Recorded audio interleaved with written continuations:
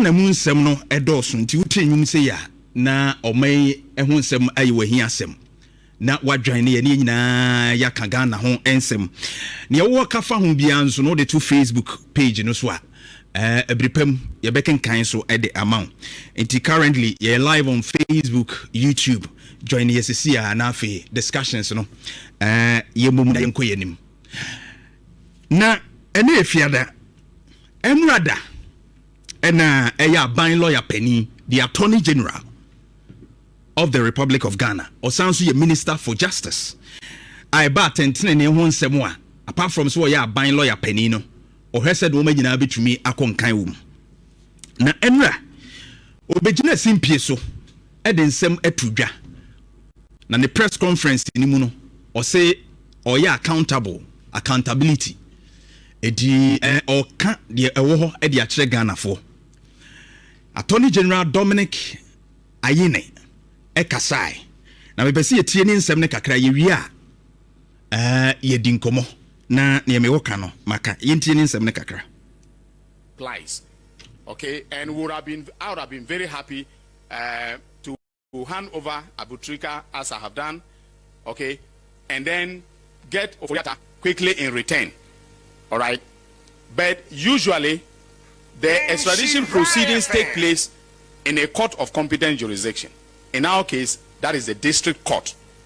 All right, in the US, it will also be the federal district court. Now, mind you, the person who is the subject matter of extradition will fight it in court. Okay, so the American authorities won't just take my request and say, here you are, here is Ken Oforiata, and then here is, his other accomplished, and you take them, and then they can face trial. It will have to go through court proceedings in the U.S. All right, and I just got to know, that he has hired some of the top. Yesterday, I got to know that he has hired some of the top lawyers in the United States of America, very experienced lawyers, to defend him. Now, I'm not afraid at all. All right, I am not afraid at all.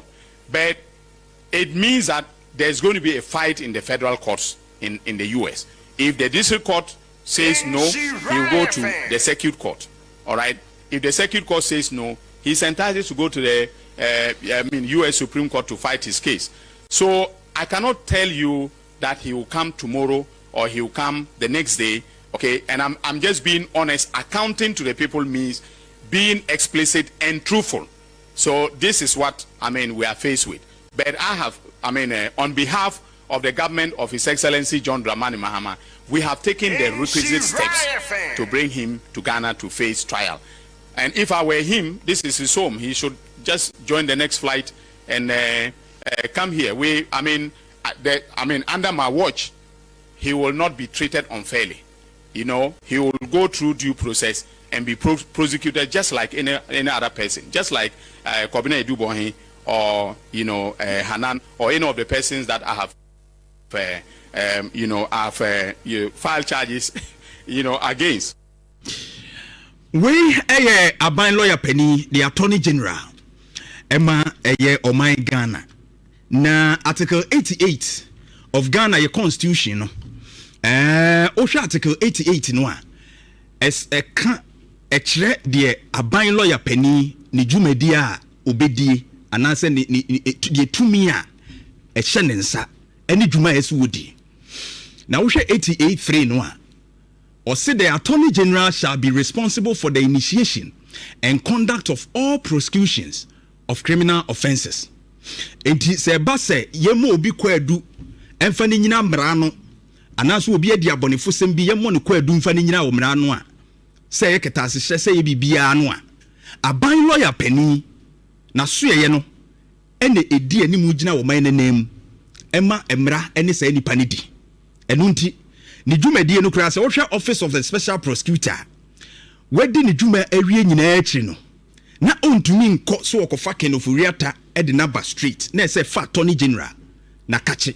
It is a utie from the beginning na ewa mabo just 2 minutes na di achewo o kire se omunsa kan additional document a wono mo US fo ni hia na wo matumi di akofa Ken Oforiata aba womunya the last batch of documents if you attorney general ho OSP ho December no December yai and woma forward edeko na ochire se oma forward edeko but adia na me nwanwa kakra ene se wutie attorney general bra wo kasa no ene ne post ano a che se onu nso onimbre he can't tell when Kenofuriata will be brought to Ghana to face trial. Ontimi nchire bra Kenofuriata yebetumi de na ba Ghana na wabegina mra no. Join your Facebook in Nhyira 104.5. Attorney General ban lawyer pani wona da ho no. Na metie no nso ano ode abutiri kade baam en wo kire se ho no court nsensem no yebetwe na se free district court circuit court na corner chese federal court okekaka ne nsemu abobobum na ne nyina mu nkyira ase nyina mu no asemba ko kan ya me na mani da so asan was that ono de oni ni mu akukuduro so obetumi agina so se Kenofuriata ebetumi abagana ha ejina se processes na ebekoso no na eho na shoki me kakra nam se da bi o enye age kro ya attorney general ya Dominic Ayine ana o ma ye hu se senka OSP e the document hia no kra de ama no dada anana so ye na nya document a ye rakisi ajaben ehia so de manwa enkiye kasai wa fast track no ma ye de obetumi ama Kenofuriata kranko wabai. Is that not the story ani eti wo man mu aye de hu sumo nyina ebo OSP ebi kura ye wo mu program show etra wo mu kasa fidie so didi kisi agya biatem kansem gu OSP so se wo na ka ho bi ama ye hu ne eko na nka attorney general office ne de omu so ma ye ready anko de krata no ba ye kura enka Kenofuriata wo ma kwotwe na badadada and then na yeti homa attorney general kro no an omu kasa ansem we no abegina simpie so ka kire ye Ghana fo se ontumi kan kire se Kenofuriata ye de ne beba ne ana ye de ne beba kira. What a joke, what a joke. Is it not the same attorney general mo ahye na mo kasa document na emma yenti no ka Kenofuriata come on fast track ya manaba. This time you can't use the word fast track. You can't talk about come on and ntema manaba. Afedie eye court issue nti na de twama wo kra ne sese wote ensem wo ka wo mu na o se ena ai Kenofuriata kofa experienced lawyers bi a wo mo ye top lawyers e wo US nti he is not afraid. Just what bravado. You are not afraid. Now who cares if you are afraid? You are not afraid. Now want to mean ya and your man appointment in Ngoenyai. If you are not also an experienced lawyer who can go now be Ghana and them so article 88 no she for no cry. Bibia seem to be a baby a far by who be will come to your office or say all offenses prosecuted in the name of the Republic of Ghana shall be at the suit of the Attorney General or any other person authorized by him into Bibia Chawonsa.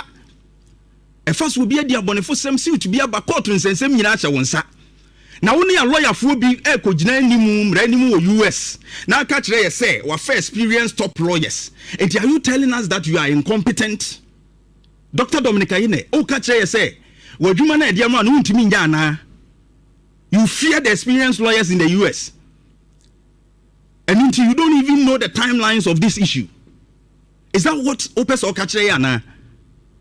What a joke. Maybe I saw the press conference as a waste of time. And someone now can are you not experienced too? Also, you're experienced lawyer. And your man, Attorney General, OJ, one of the top lawyers, and they has hired experienced lawyers, and they just resign. Just resign. There are so many competent lawyers. They can fit into that position. I'm not afraid. Now, if you're afraid, who cares? Yene can't say kwaje appointment no. Ghana for any abro. They don't want this a theatric comedy na bejirana and they say Ushasi now year press conference. A man for criticize it. They told you that you try our press conference and you want now because we what now work cancer answer me now we any account say we saw evidence in the body. It would the evidence no ebema emrani ni pededi. Afraid you are telling us now say evidence mu edua. Ye kofa experienced lawyers ya. Woman yesi wiase nyina wo mu defense e wo law ni mu kura no a. Na wo evidence mu edu. Na wo dwen say asem na wo kan no kura wom na wo nyina so papa. Unsuo sanse otimu fan a kira manchew. So why are you complaining? Say you kofa experienced lawyers so you are afraid. It will say that can opposite say I'm not afraid. Dr. Dominic Ayine, if you think you can't do the job as an attorney general, just resign. Because yempe comedy same bia, yempe theatric bia. Na be jira na ya adena se wo fi say momode kono US fo no o mu nyai make no furiata mo mfa ne be jina mra no. But a good trick ade. Mo chi no kura wo kase woni ne lawyer kura be kasa kura. You told him to shut up. You told this guy to shut up. But Kenofuriata has the right to pick lawyer wo ho. Yeah, mo chichire ne ha. You don't even want him to talk to his lawyers. At the name of US for. But Kenofuriata the US won't mean yana my because wakofa experienced lawyers and top lawyers. So you are afraid as an attorney general. This is a shame. It's a shame. Sir, attorney general office in there. Maka say I bet say a white elephant. You past cases here, SCCs here. And the obeba na attorney general na beka there is corruption. We discuss say case la to force in time yera dame attorney general dia no ameka okuruma and ato force mo de ne de o eden a ensem we mu ne de ebeye ko wi ase no ye ba ye ne say even evidence no cry insufficient. They were acquitted. Stephen Kwabena Opunidi ekosi sen Seidu Agongo Cocoa Board Little VTD ekosi sen Kwabena Dofo Modi Unibank collapse ekosi sen yeba na abeka ne ya sheda media press conference na nipa bi wo ha ya kan ho asem poto na yagu ne wani mu asia me wa the attorney general na wo ka asem no kra no most of the evidence yamko kra ye weak. Look at the cases I've mentioned to you ekosi sen ya wa attorney general so mbe gina wo ye dede na ye fin se bibi pa bi befiri mu aba enkosi hwe. Is it the same thing we are going to witness in Kenofuriata's issue? Sani ebechia. Enti na woni confidence class obetumi amaye. Say ade we no akukuduro say besisi. Na ni obe press conference di akukuduro ba sai be ye den. Abanda da otwa mu sa Tony General ne ye prosecute maami said na mtamakulu former Maslock. Maami oda screen isu. Ye prosecute no said na mtamakulu.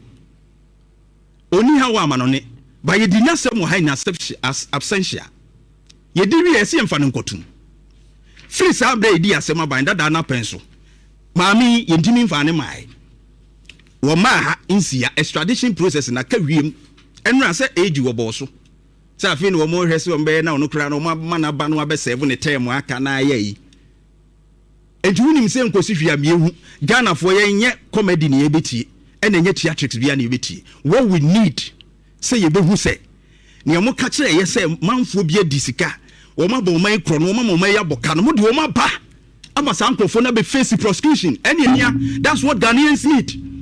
Ye hia rebim second of Riata no feel say wo evidence say stronger. Who's your experienced lawyers say US? What are you telling us? Say experienced lawyers, top lawyers into what? So you can't tell us. Hey, untimi nya aduma na resign. Dr. Dominic Ayine, press conference and find your prosecution. Oh, your press conference, no, cameras in this war, judge be anti what you was. And so, if you are strong, be strong in the court. Don't come and be behind the microphone and pretend as if you are versed with the laws and you are strong. But behind the scenes, you know that it's weak. Why do you even classify, say, me experienced top lawyers? And so what? Yeah, you know, so we experience. Etina Ghana, your man appointment no be a metiamuno.